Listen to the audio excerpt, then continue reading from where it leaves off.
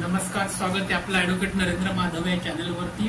आज एक वेगळ्या विषयाच्या अनुषंगाने आपण बोलणार आहोत। कायदेशीर घडामोडीमध्ये मागच्या भागामध्ये आपण पाहिलं की सहकार कायदा म्हणजे काय आणि सहकार कायद्याचे फंक्शन काय काय असतात, सहकार कायद्याच्या अनुषंगाने कोणकोणत्या गोष्टी येतात याची माहिती आपण मागच्या व्हिडिओमध्ये बघितली। आज आपण सहकार कायद्याची पुढची गोष्ट म्हणजेच गृहनिर्माण संस्था आणि त्यावरील गुन्हे, गृहनिर्माण सोसायटी अंतर्गत होणारे कायद्याच्या अनुषंगाने बोलणार आहोत। याला हाऊसिंग सोसायटी ऍक्ट असं म्हणतात। तर गृहनिर्माण संस्था म्हणजे काय आणि गृहनिर्माण संस्था अंतर्गत येणारे गुन्हे या अनुषंगाने आज आपण या व्हिडिओच्या माध्यमातून बोलणार आहोत। व्हिडिओ आपल्याला आवडत असेल तर नक्की लाईक आणि सबस्क्राईब करायला अशी अपेक्षा आपल्याकडनं बाळगतो आणि आजच्या विषयाला सुरुवात करूया। मित्रांनो, गृहनिर्माण संस्था आणि त्या संबंधित असणारे गुन्हे हा जो प्रकार आहे, हा प्रकार मूळतः सहकार कायद्याच्या अंतर्गतच येलेला असतो। सहकार कायद्याच्या अंतर्गत महाराष्ट्र गृहनिर्माण संस्था येतात आणि महाराष्ट्र गृहनिर्माण संस्थेच्या अंतर्गतच गृहनिर्माण संस्था आणि त्या अंतर्गत येणाऱ्या गुन्ह्यांची नोंद त्या अनुषंगाने होते। तर जसं की आपण पाहिलं की सहकारी संस्थांचा जो कारभार आहे, तो कारभार हाकण्यासाठी त्या ठिकाणी असणारे पदाधिकाऱ्यांची त्या ठिकाणी नेमणूक करणे अपेक्षित असते आणि ती पदाधिकाऱ्याची जी नेमणूक होते ती सभासदांकडे पदाधिकारी त्या ठिकाणी निवडलेली गेलेली आपल्याला बघायला मिळतात। ती जी काही सहकारी संस्था आहे, त्या सहकारी संस्थेचे जे पदाधिकारी आहेत, त्यांनी पदाधिकाऱ्यांनी जो पदभार ज्या वेळेला हातामध्ये घेतलेला असतो, तो पदभार हातावर घेतल्याच्या नंतर 15 दिवसाच्या आत स्टॅम्प पेपरवरती त्यांना एक बंद पत्र, ज्याला आपण बॉन्ड्स असं म्हणतोय, तो भरून देणे व त्या संबंधित जी माहिती आहे की अधिकारी त्या ठिकाणी निवडलेली गेलेली आपल्याला बघायला मिळतात। ती जी काही सहकारी संस्था आहे, त्या सहकारी संस्थेचे जे पदाधिकारी आहेत, त्यांनी पदाधिकाऱ्यांनी जो पदभार ज्या वेळेला हातामध्ये घेतलेला असतो, तो पदभार हातावर घेतल्याच्या नंतर 15 दिवसाच्या आत स्टॅम्प पेपरवरती त्यांना एक बंद पत्र, ज्याला आपण बॉन्ड्स असं म्हणतोय, तो भरून देणे व त्या संबंधित जी माहिती आहे की ती बंद पत्र भरून देऊन उपनिबंधक कार्यालयाकडे जमा करणे हे कायदेशीर दृष्ट्या अत्यंत महत्वाचा भाग आहे। ज्याला आपण जो बॉन्ड्स म्हणतो, तो बॉन्ड सब रजिस्टर ऑफिसला नेऊन त्या ठिकाणी तो जमा करणं हे कायद्याने अत्यंत बंधनकारक आहे।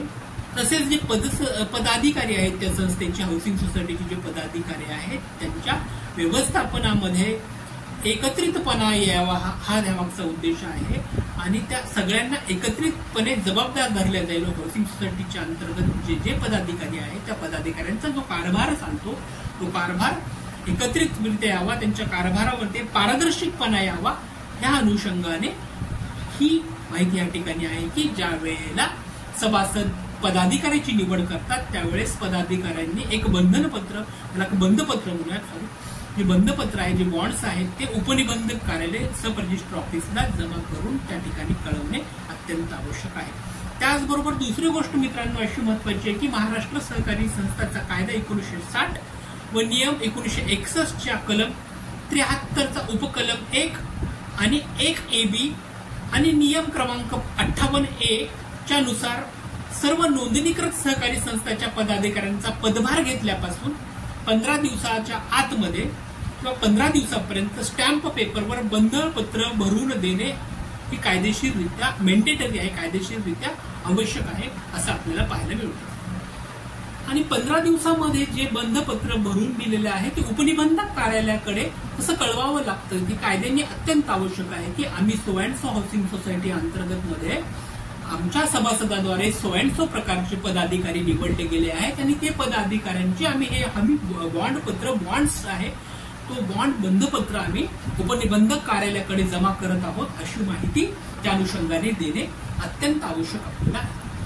त्याचबरोबर महाराष्ट्र सहकारी संस्थांचा कायदा 1962चा आहे, त्यातले कलम 145, 146, कलम 147 आणि कलम 148 अन्वये अत्यंत महत्वाचे कलम आहेत आणि यामध्ये कोणकोणत्या कृत्याला गुन्हा, अपराध मानायचा आणि गुन्हा किंवा अपराध मानल्यानंतर ते तपासणारी व्यवस्था त्या ठिकाणी प्रस्थापित केली जाते की कायद्यानुसार कोणती शिक्षा त्या ठिकाणी प्रस्थापित केलेली आहे, हे सुद्धा कलम 145, कलम 146, कलम 147 आणि कलम 148 अन्वये आपल्याला बघायला मिळतो।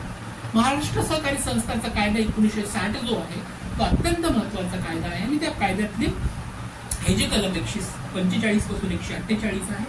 ह्या कलमामध्ये कोणत्या कृत्याला गुन्हा म्हणावा आणि कोणत्या कृत्याला अपराध म्हणावा आणि तो एखाद्या व्यक्तीने पदाधिकाऱ्यांनी तो गुन्हा केला आहे, ती अपराध केले आहे, त्यामध्ये प्रस्तावित काही शिक्षा आहे, हे संपूर्ण डिटेल आपण 145, 146, 147 आणि 148 जे कलम आहे महाराष्ट्र सहकारी संस्थाचा कायदा 160 त्याची संपूर्ण माहिती आपण पुढील व्हिडिओमध्ये बघणार आहोत.